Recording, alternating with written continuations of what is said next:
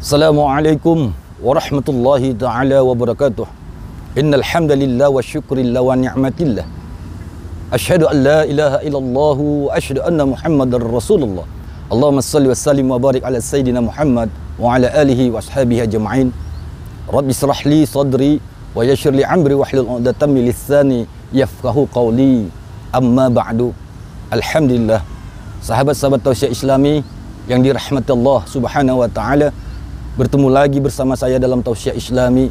Doaku kepada Allah agar kita diberi Allah kesehatan lahir batin, dilapangkan rezekinya seluas-luasnya oleh Allah, dan kita dalam lindungan Allah Subhanahu wa taala. Amin ya rabbal alamin.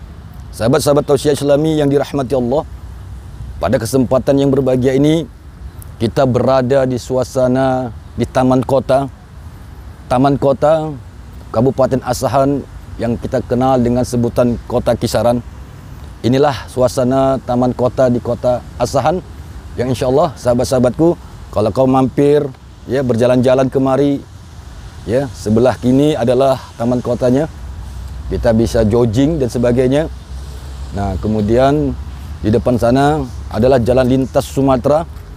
Kalau sahabat-sahabatku dari Medan mau ke Jakarta mengendarai sebuah kendaraan mobil, maka di jalan depan sana adalah jalan lintasnya yang disebut dengan Jalinsum, jalan lintas Sumatera Timur, yang insya Allah sebentar lagi akan dibangun jalan tol sampai terus ke Jakarta.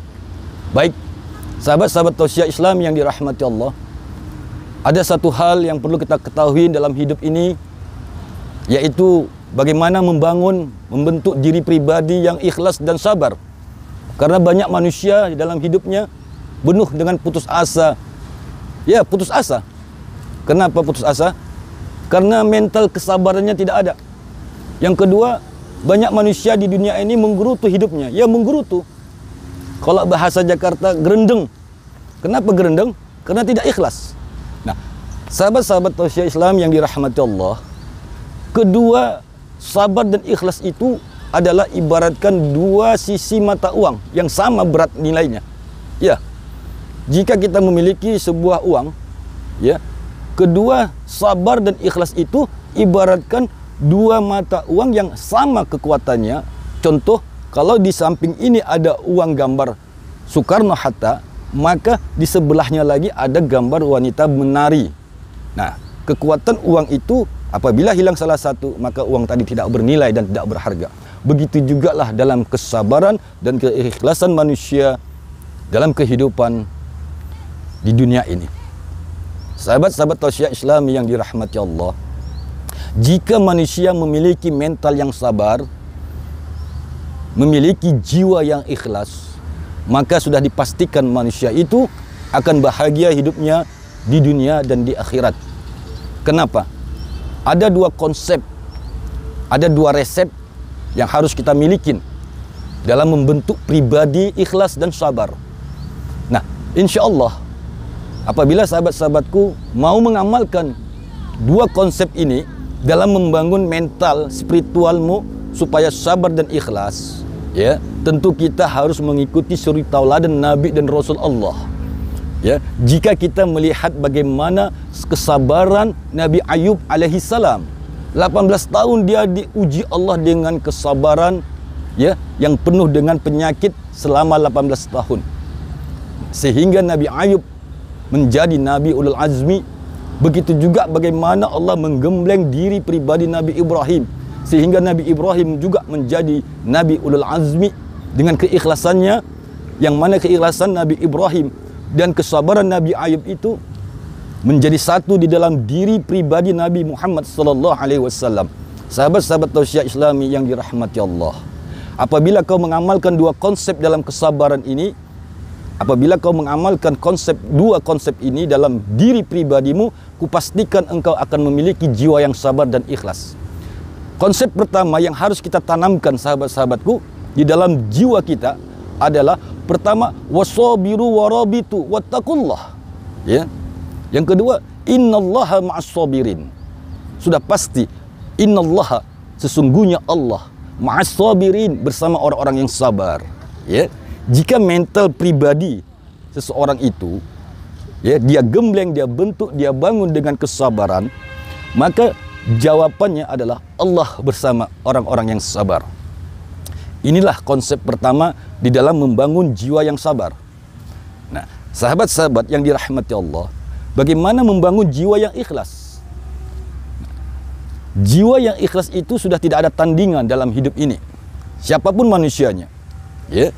Apabila diri pribadi seseorang itu dibangun dengan keikhlasan, maka keikhlasan itu mukhlisina lahuddin, kata Allah. Ikhlas itu adalah tiang dari sebuah agama. Ya, agama apa aja? Oleh karena itu, mari kita bangun mental spiritual kita dengan keikhlasan. Karena konsep pertama adalah mukhlisina lahuddin. Ya, untuk menegakkan sebuah agama itu harus ikhlas. Nah, sahabat-sahabat yang dirahmati Allah, membangun jiwa yang ikhlas dan sabar, seperti mana yang saya katakan, ibaratkan dua sisi mata uang yang sama berat nilainya. Ya. Jika ibaratkan uang koin, yang satu sisi gambar Garuda, yang sisi lain gambar nilai rupiah. Apabila kedua sisi itu tidak ada, atau hilang salah satu, maka nilai uang itu tidak ada. Begitulah pribadi manusia di hadapan Allah. Apabila manusia itu tidak memiliki kesabaran, dia ikhlas, ya, tapi tidak sabar, maka tidak ada nilainya di sisi Allah. Begitu juga orangnya ikhlas, orangnya sabar tapi tidak ikhlas, juga tidak ada nilai di sisi Allah Subhanahu wa taala. Nah, sekarang pertanyaannya, apa untungnya jiwa yang sabar? Apa untungnya jiwa yang sabar dan ikhlas? Orang yang sabar, ya sahabat-sahabatku, apabila kau menggembleng diri pribadimu menjadi orang yang sabar, maka akan menjadi satu magnet di dalam jiwa pribadimu. Itu keuntungan.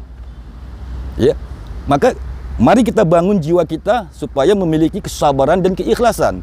Sehingga jiwa yang memiliki kesabaran dan keikhlasan, dia akan memiliki dua kutub magnet yang kuat.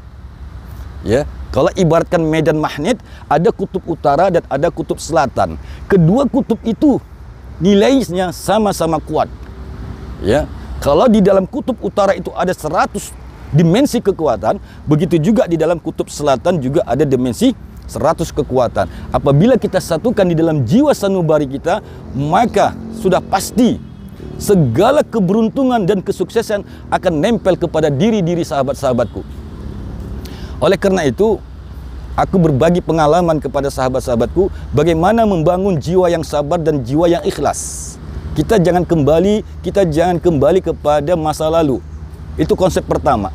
Ya, jika di dalam dirimu diuji oleh seseorang sehingga dirimu tidak ikhlas, sehingga mentalmu tidak sabar, maka nyatakan di dalam dirimu dua konsep ini.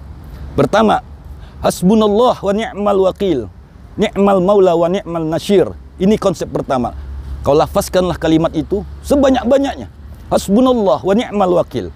Cukup, iya cukup, hanya Allah sebagai penolongmu. Yang kedua adalah qul la yusibana illa ma kataballahu lana huwa maulana wa 'alallahi falyatawakkalul mu'minin.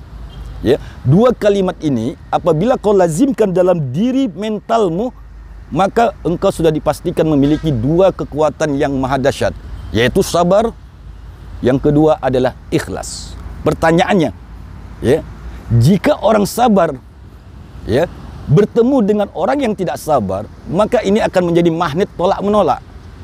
Ya, sama halnya seperti orang yang pelit. Ya, orang yang pelit, bakhil, berdekut, susah mencari teman dan sahabat. Betul? Nah, begitu juga.